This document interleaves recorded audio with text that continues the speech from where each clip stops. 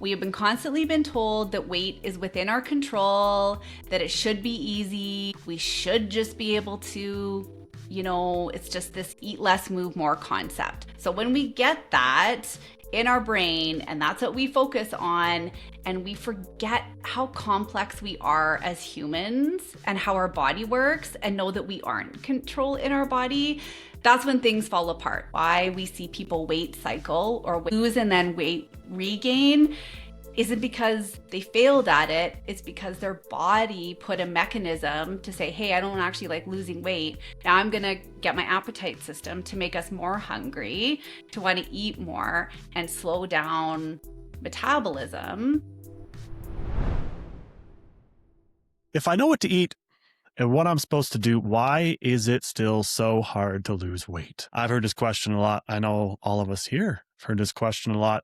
Most of us also appreciate that it's usually not a knowledge problem going on here. So what we're going to do today, we're going to unpack this all together. I have Andrea here, I have Mike here, and I have Matthew here. If you don't know Andrea is one of the obesity and weight management experts at Revive Wellness. So we have the perfect person to talk about this with us. So I'm just going to get right into it. Andrea, why do so many people feel like they know what to do, but they can't stick with it? Because I feel like this is a common thing that we hear. This is 100% what we hear all the time. And there's a lot to unpack. The basic thing we need to know is we have been constantly been told that weight is within our control, that it should be easy. We should just be able to, it's just this eat less, move more concept. So when we get that in our brain and that's what we focus on, and we forget how complex we are as humans and how our body works and know that we aren't in control in our body,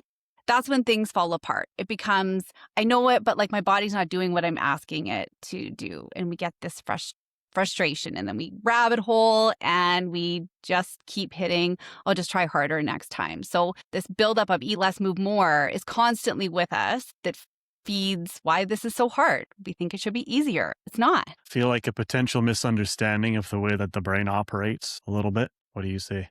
Yeah, I think we constantly go into when we're talking about weight loss, it should just be easy. We should just work.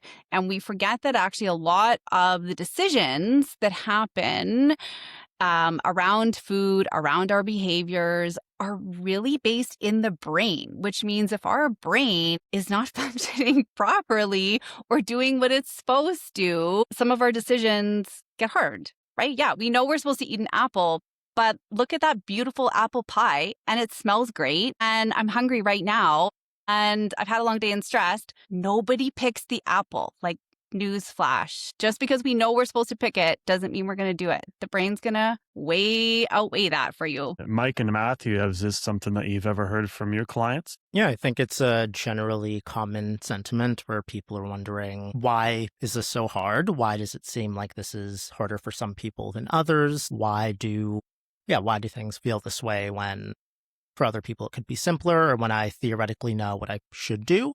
But as Andrea said, and this applies to many areas of health and nutrition, just knowledge on itself is not something that automatically leads to behavior change. It's more than that. It's how things are going in our brain, and which again differs from person to person, which we'll go into deeper in a moment.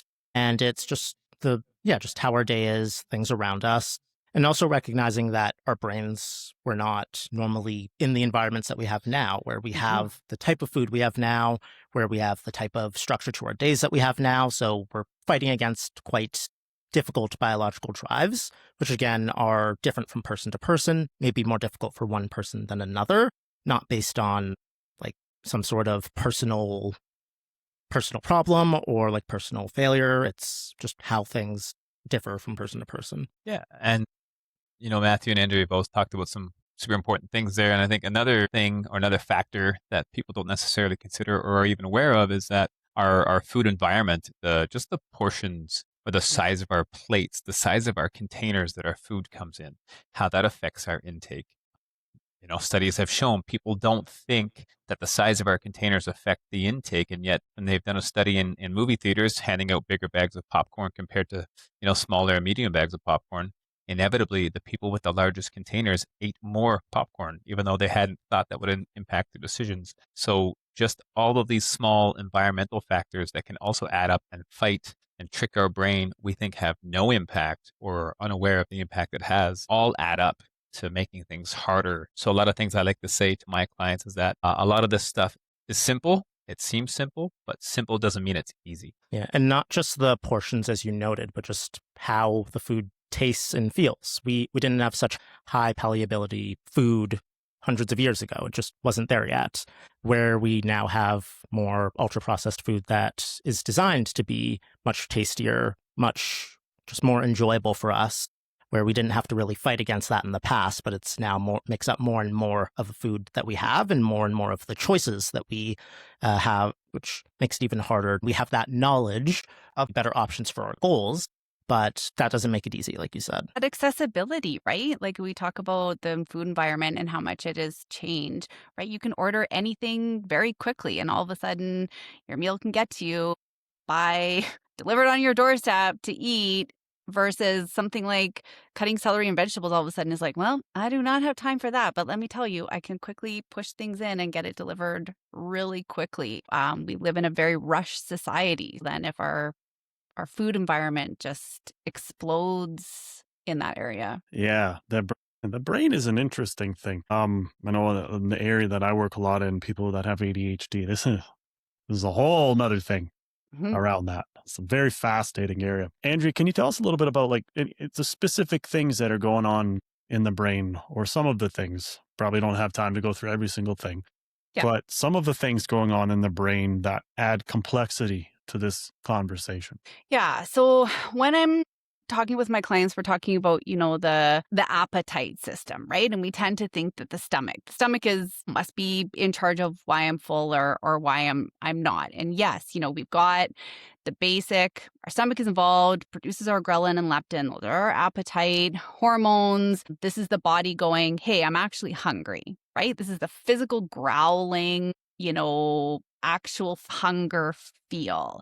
This is a system in place, and I won't go into all the nitty-gritties, but this is basically to protect us during feast and famine, right? Like when things were scarce, we needed this system to protect us so we could keep living, going on. Great. That's our hunger. Then we move into what's called the hedonic system. This is a little bit kind of also what Matthew and Mike were talking about. This is our reward system. This is a pleasure system. This is it. Oh my gosh, it smells good and tastes good and feels good and looks good. This is the perfect example I talk with my clients of. This is the system like we've had, say, a big holiday meal, right? But somehow we are able to slide in the extra little maybe dessert at the end, even though the physical is like, I am so full, but the wanting or that hedonic system can override our hunger, right? Which is pretty cool. We forget about that, but it can override, hey, I'm actually full, but no, it looks really good and smells good. But then we add this other layer. So now we've got the stomach. Those are systems going on. Now we've got the brain who comes into the picture, and we forget about that in the appetite system. So our brain in the prefrontal cortex is around our decision making. This helps us make a decision on a daily basis. It might be helpful, but it also has the ability for our decision making to not be very helpful. So when the brain is involved in the appetite, it can send us signals like they're impulsive, that are permission, like, so, oh, you know what? I've had a really hard day. I'm going to eat this. Or, you know what? I ate a vegetable, so I'm going to reward myself with this cookie because it feels good. Or I'm actually just really tired and I'm going to eat this instead.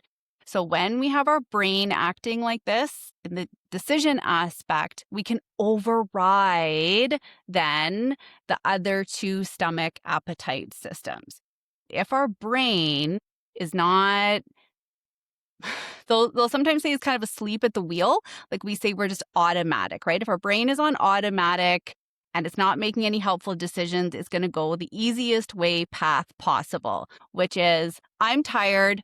I don't want to cook, order in. That seems like the most logical, that the brain doesn't have to work. So we know that these appetite systems for some people are very dysregulated. The signals are not going in the right way. They're not going to the proper places. And then you get this, why am I hungry all the time? Maybe it's really noisy. Some people, it's extra noisy in the brain noise. And now we don't have signals of fullness anymore. I have lots of clients who say, I don't know what full feels like anymore. I actually don't know when I'm hungry anymore. I can't tell the difference. This is when we know the appetite system becomes dysregulated around people living in larger bodies or people living with obesity. There is a breakdown in this appetite system. Yeah, I've heard that term from clients before, food noise. Like this constant like buzzing in the background of is just kind of always there. And I mean, it's more complex than that. But it's like it's always on the mind. And that would get exhausting after a while. Just it's always there.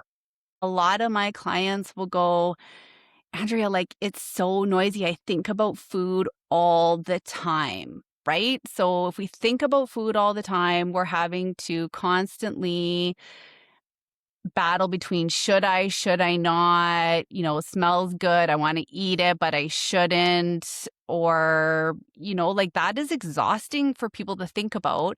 And if we have a lot of food noise, and then we've got, the health aspects of like we should be meal planning and, making our meals and yes, sitting down and following recipes, prepping and all of those pieces, which we've talked about in other podcasts, right? Like just the art of cooking itself has many steps. So if you add that with food noise, it's exhausting. My clients are exhausted actually with it. They don't want to think about food all day. Who wants to think about food all day? Yeah. And I think, Andrea, that kind of plays into what I said earlier. Like this stuff is simple, but it doesn't mean it's easy, right? We are asking people to learn so many new skills and to bring in so many changes to their routines and habits and to develop new skills and new habits and routines. And that behavior change is like a large component of what makes this stuff so hard. Our body wants to be comfortable and stay in our routines, and the cognitive load that comes from having to jump, outside of those regular patterns to developing new patterns. It's not just one thing we're asking people to do. It's like, say, we're asking you to eat, say more mindfully, but then it's like, well, what does that mean? Oh, I've got to think about how to make dinner. Oh, I've got to like cut and prep these foods. I've got to think, oh, is this food good for me? And so like, that's when all that overwhelm comes in and your brain just short circuits and you want to fall back into what's easy and what you know. Yeah. Because these changes are just so hard to get over that hump, right? Which is why a lot of times working with clients, I like to just tell them, hey, we're going to work on one or two things. We're going to do that for another week, 2 weeks, and we're going to see how you're able to integrate that into your routines. And we want to make sure we can hit that consistently before we kind of pile on something else, before we go for another thing to change, right? Because what we say here is to say we want to create those habits and routines that are going to lead to your long-term success that makes this thing, helps you get towards the changes or the outcomes that you want. We're not going to be focusing on a number. We're going to be focusing on the habits and routines that can kind of help you get to where you want to be. I love the word short circuit. That's exactly what it is. Brain's like sizzling, heating up.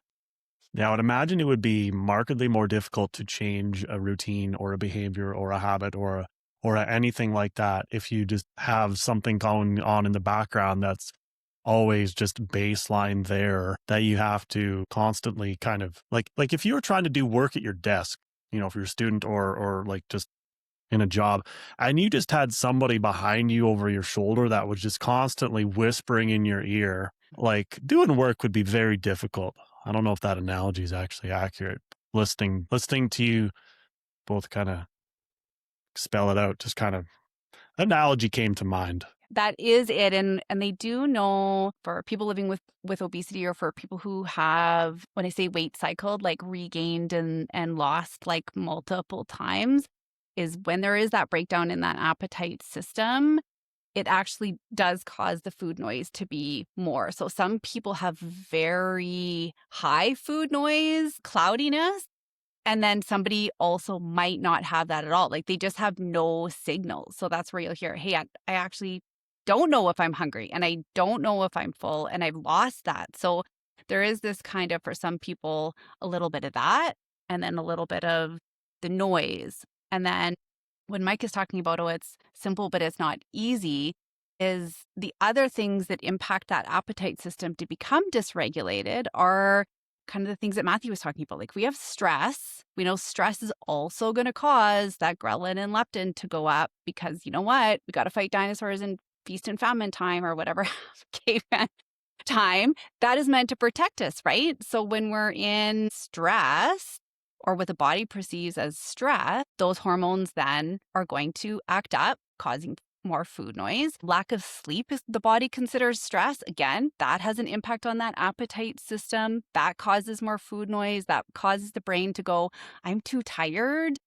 I'm just going to do what I know how to do. Like I can't do anything more. So not only is the appetite running in the background with just the fuel aspect, the nutrition aspect, it's also highly volatile in other situations. So, which makes it hard, right? Because then we're saying, hey, well, just don't be stressed. Well, that's not a great answer either. It's hard not to be. Just don't be stressed. You know, Just don't be it's stressed. easy, right? Like, Yeah. of course. All of these things kind of point in a direction of potentially an explanation or part of an explanation as to why people weight cycle. Like they kind of go up and down and up and down, like lose and regain and lose and regain. Is that fair?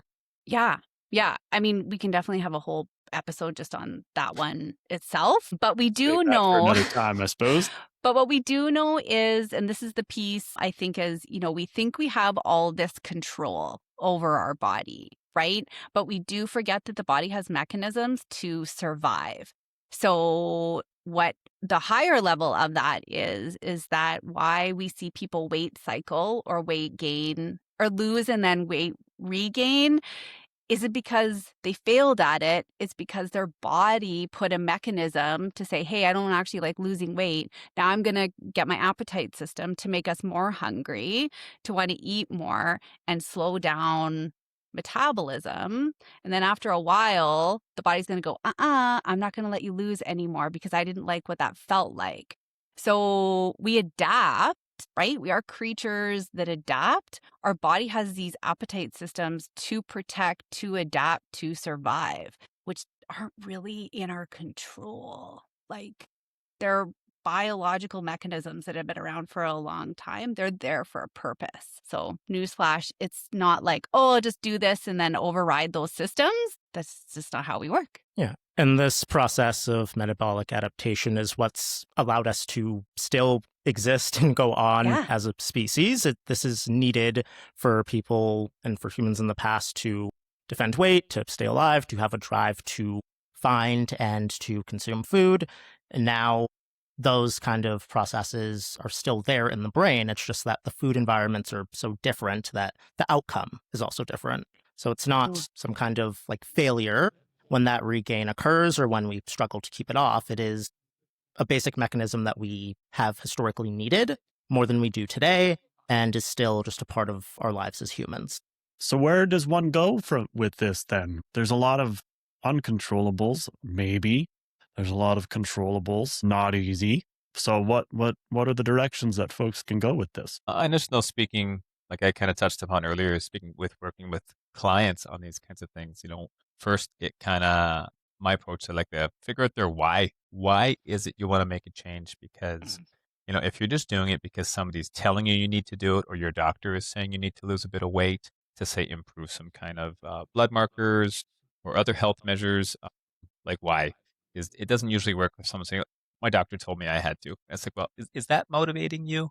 Is that actually motivation? So a lot of times it comes back to really helping people connect to what's super important to them in their life and using that to kind of motivate the direction they want to go. So they want to be around longer to see their grandkids grow up, right?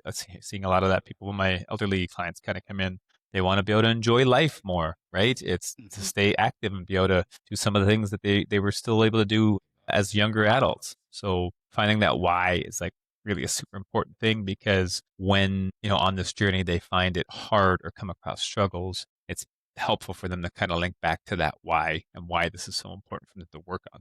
But then once we get the why, I like to say, well, let's just work on a few, again, like I said earlier, work on a few things that we can change. Identify one or two routines or habits that we'd like to, start that will be contributing to our healthy behaviors or desired healthy outcomes. So yeah, just trying to take things in small steps, realize that we didn't get to this place that we are overnight. It took a longer time, generally years and maybe decades in lots of cases to get to where we are. And the changes that we want to see aren't going to happen overnight or in a couple of weeks. This is a lifelong journey. They're fighting sometimes decades of less healthful habits and behaviors and routines. And we're just starting at the beginning of this journey of trying to develop more healthful behaviors and habits and routines. So I'd like to kind of tell them we're going to take it slow and we just got to be consistent with that. Mike brings a really good point. And often when I'm working with my clients, whether they're living with obesity or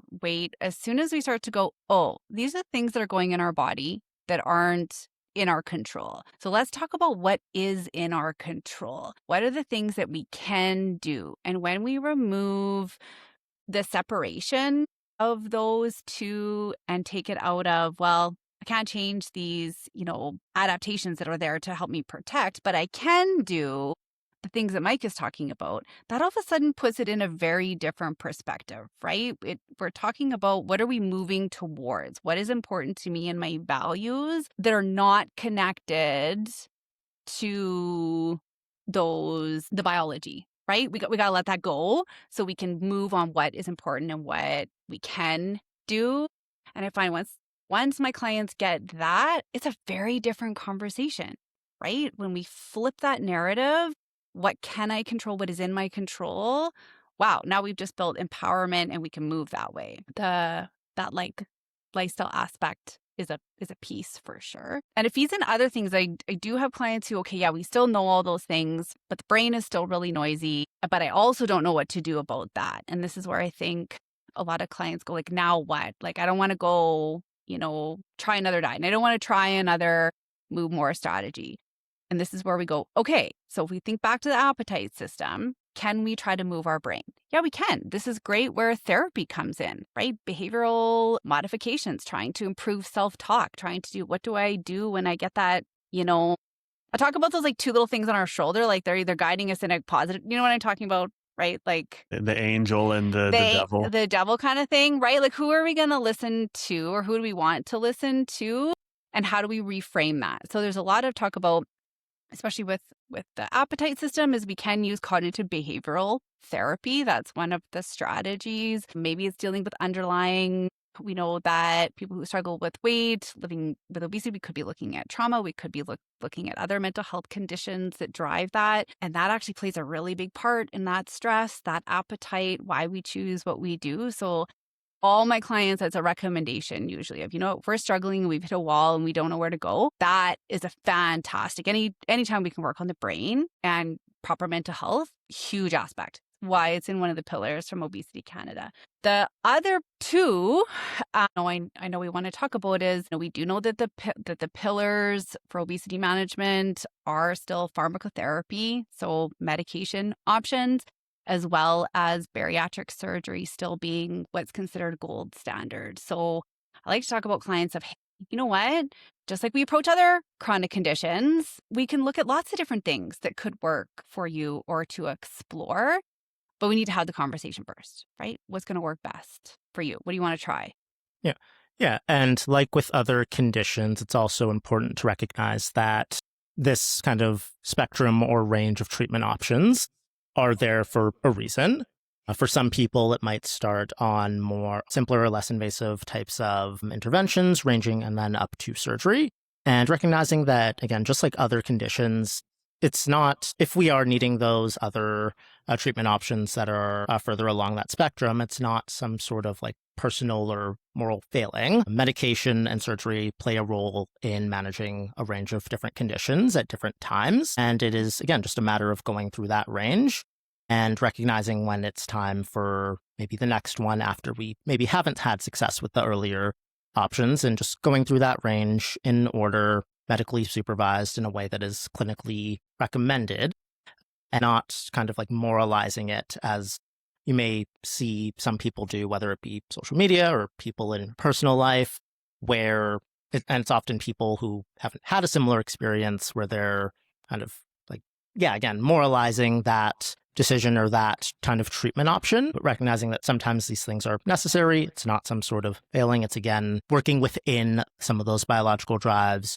or what is the best option for us after that medical assessment and earlier treatment forms. That actually leads to a lot of conversation around weight loss medications, obesity medications, and I've heard a lot. I mean, I've seen a lot. I've been around for a while, and there's still a crowd that there's just people that are accepting of them, and then there's people of them that are just like, no, that's cheating. You can't do that. And I feel like it's kind of diluting the conversation a little bit. So to clear the air, one hopefully not too difficult question. Are weight loss medications a shortcut? This is probably my favorite one because it talks to what Matthew was talking about is like we are attaching a treatment that we have to something that is a bias of eat less, move more. Right? I love that we have the conversations around medication and we've got all of a sudden this explosiveness from social media of like, oh my gosh, a weight loss medication. Like, whoa, this is, don't or not, which is kind of clouding this a little bit because we don't seem to have these same conversations with other chronic conditions and the use of medications. Like, I don't think we're on here talking about, probably listen to a podcast of like blood pressure and taking medications, right? It's just, we know it's a chronic disease. We know it's highly relapsing. We know that we need therapies for it. There are therapy options. Great. Let's put that into place.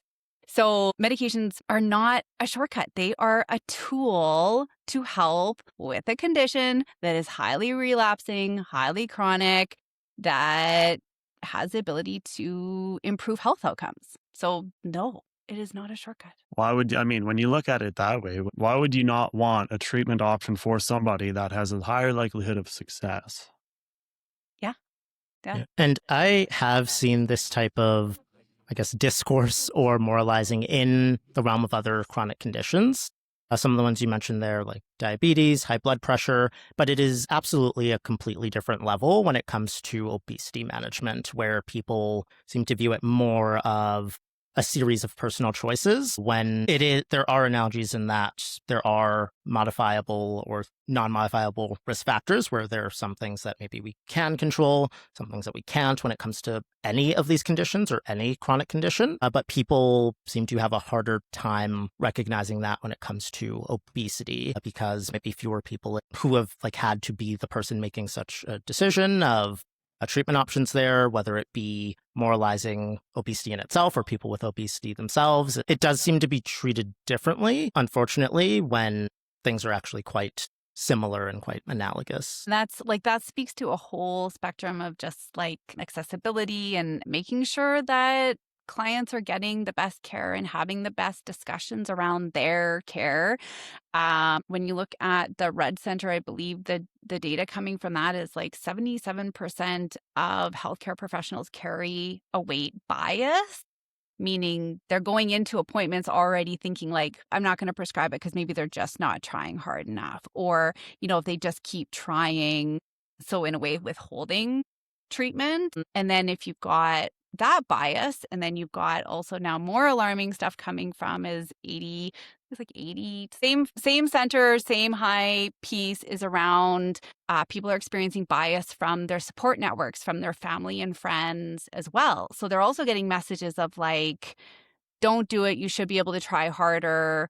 Great. And then you have the person who is living with that experience going, oh my gosh, all these things are saying, no, I don't deserve this, so I must not deserve it, so I'm not going to ask. I'm just going to keep doing the same thing I've always done. And that's something you're talking to clients. I mean, that's where I just came from today of you are worth it. You are worthy of those conversations, and you're worthy of those conversations. If somebody doesn't want to have that great of conversation, then you find somebody who does, right? Because we are dealing with a systemic issue around stigma and bias, specifically around obesity and people living in larger bodies. Zinger. I had that load about, your social environment. That also has an impact on all of this. Well, I love this conversation, everyone. I feel like we need to have more of these conversations. Perhaps a part 2. We'll see. Keep the conversation going. I know we just kind of scratched the surface when it comes to weight loss medications as well. I mean, I have only hundreds of other questions that I can ask. So why don't we leave it there for today? And we will pick this conversation up in a part 2 at some time, hopefully not too far from now. But if you made it this far in the podcast, then please, thank you so much. Please share, subscribe, do all the podcasty things. But we appreciate you spending some time with us and learning a little bit about weight loss, treatments, management, obesity management. And we can't wait to keep the conversation going. So we'll see you very, very soon.